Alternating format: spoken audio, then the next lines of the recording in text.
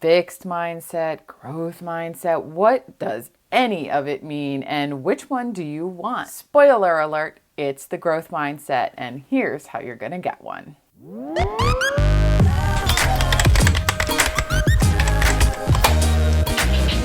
Hey everybody, and welcome back to my channel where you are what matters.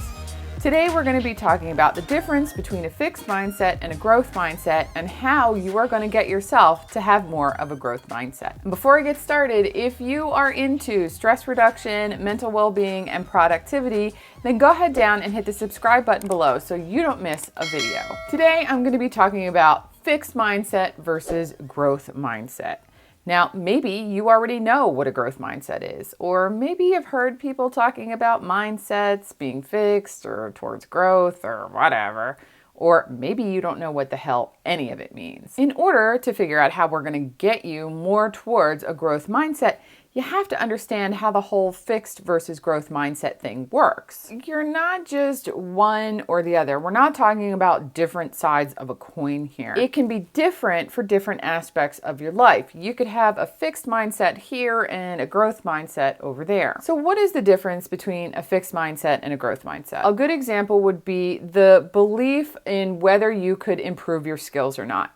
A fixed mindset says, no, you're born with talent that you can hone, but if you aren't born with that talent, you don't have a chance at getting better. Whereas a growth mindset says, you are born as sort of a blank slate, and that if you were willing to put in the effort to learn and work on it, you can improve any skill that you want. And as I said earlier, you could believe in a growth mindset in one area and not one in another area. You might have the belief that you can improve your computer skills, for example.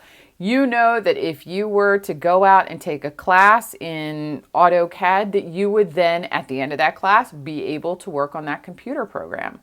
But you might say to yourself, I am absolutely hopeless in the kitchen, and there is no amount of work that is going to make that better. There are a ton of benefits that actually come from switching this thinking away from believing that you're born either with it or not, and moving towards the belief that you can improve your skills. And your mental health is one of those places. I mean, think about it. There are two ways that you could look at a situation like failing a math test. On the fixed side, you just say to yourself, that's it, I'm hopeless. There is absolutely no chance. And the reason that I failed this math test is inherently me.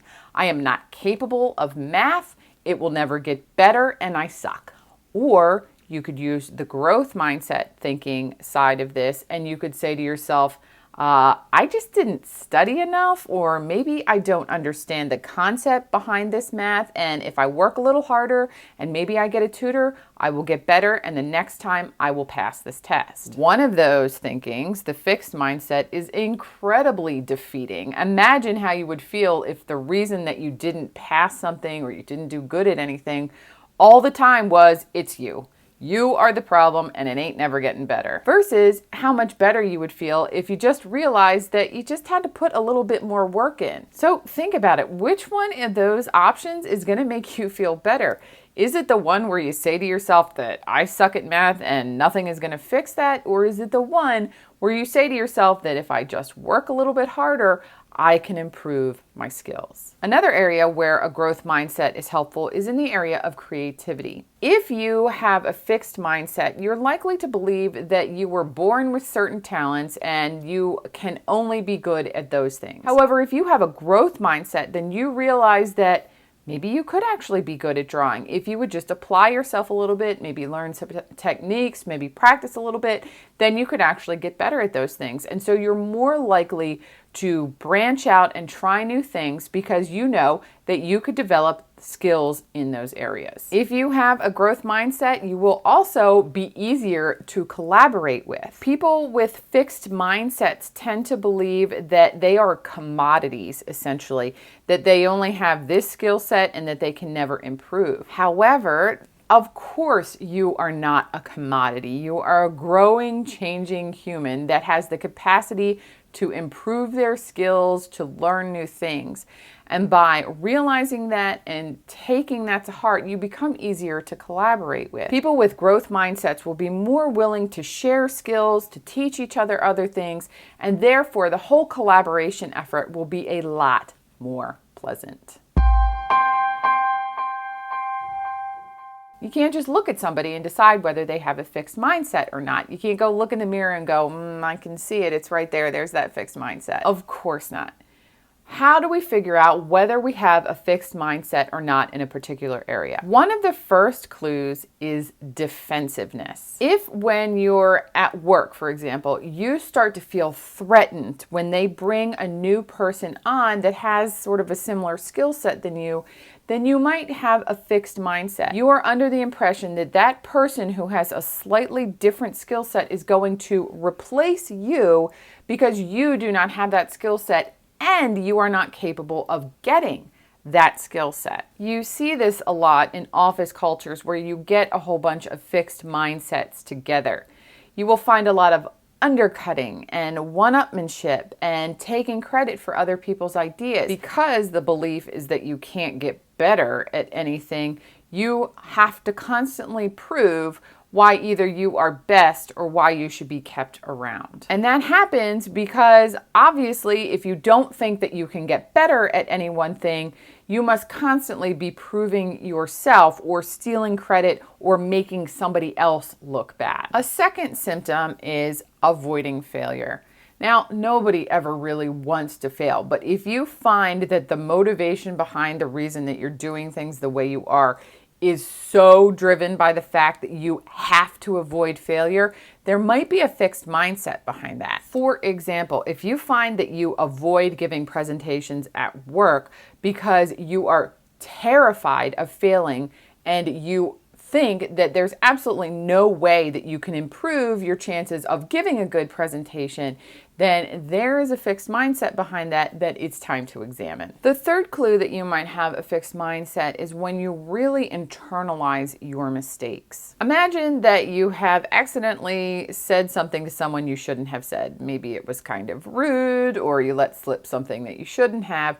Think about the self-talk that you have after that situation. Do you say something to yourself like, oh, that was so dumb, I really got to work on that? Or do you say things like, I am a horrible person, I never say the right thing, I shouldn't even be allowed to talk? That second way where you're beating yourself up as a person, that is a sign of a fixed mindset. All right, so now you figured out that in a particular area you have a fixed mindset.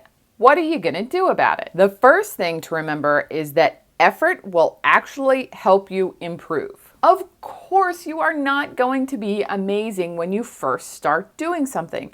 And if it's a particularly nuanced thing or it's a very hard thing, it can feel really bad when you aren't getting the hang of it. But if you continue to work at it, you will improve. The great thing to remember about this, when you start out and you're really, really bad, that means you have so far you can go. And the amount of effort that you put in and time and energy will help you grow. And then one day you can look back on, say, your first YouTube video and see how absolutely dreadful it was. And then you will be able to see all of the growth that you've had through putting in time and effort. The next method is to simply pay attention to your failures. People with fixed mindsets just want to bury failures. They want to pretend like it didn't happen. They don't want anybody to know. They don't ever look at them. They just start avoiding the area that they failed in so that there is no chance for them to fail again. For a growth mindset, you need to go and look at the failures, figure out why you failed, figure out what you need to improve on, and use that as a learning experience. The next way is to get feedback, and this goes along with the examining failures and the putting the effort in. Nothing grows in a vacuum.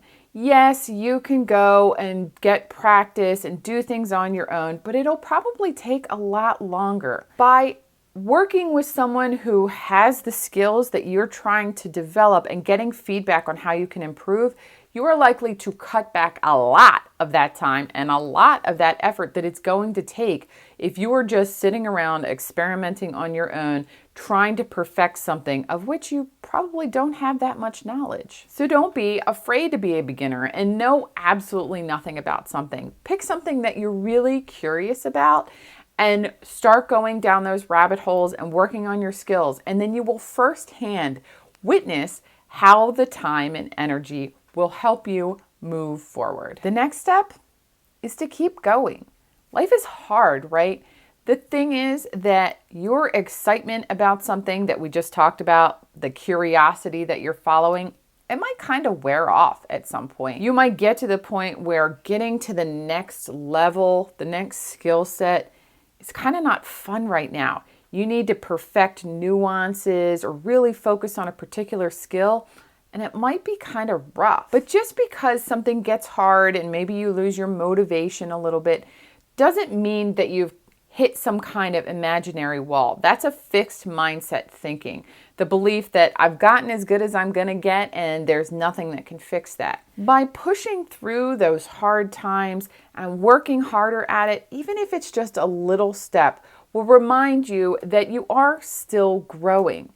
Even though the process might be slower than you want, might be a little harder than you want, you are continuing to grow. And by focusing on that growth, you will realize that your skills are improving and that the work will eventually pay off. And the last step is to be inspired by others. When a fixed mindset is looking at someone that has some amazing talent that maybe they want, they will just get very, very frustrated because the fixed mindset will believe that that person was born with the talent and this person was not. So remember that when you see someone else doing what you want to do, that simply demonstrates that that thing is possible and that if you put in the time and effort that you too will be able to do those things. Hey everybody, thanks for watching. I hope you enjoyed this video. If you did, please go down and hit the like button and don't forget to hit the subscribe button so you don't miss a video. If you're interested in more information about this topic, take a look at the show notes because I have a link to the article that I wrote. Also, there'll be a link to my 5 Days to Less Stress program, which is a free email series that will help you figure out what is stressing you out and how you can get that off your plate. Also, there'll be a link so that you can get on my calendar so you can schedule your free call with me and figure out if life coaching with me will work for you. Thanks everybody, and I'll see you in the next video.